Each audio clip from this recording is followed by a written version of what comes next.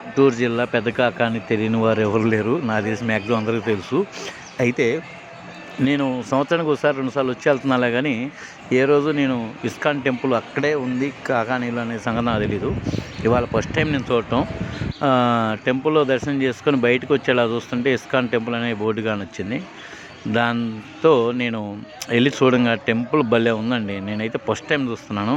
చాలా ప్రశాంతంగా చాలా బాగుంది, పీస్ఫుల్. కాకాని ఎప్పుడన్నా వచ్చిన వాళ్ళు కాకాని శివుడి దర్శనం అయిపోయినాక బయటకు వచ్చిన తర్వాత ఒకసారి ఒక 5 నిమిషాలు టైం కేటాయించుకొని కృష్ణుడి టెంపుల్ను కూడా ఆస్వాదించండి. బాగుంది. నాకైతే ఆ మందిరంలో చిన్న మందిరం అయినా సరే ప్రశాంతంగా ఉంది. కూర్చొని ఆ దేవుణ్ణి ఆలాపనగా అలానే చూస్తూ ఉంటే రాధాకృష్ణుని బ్రహ్మాండంగా ఉంది. కుదిరితే మీరు కూడా ఒకసారి చూడండి.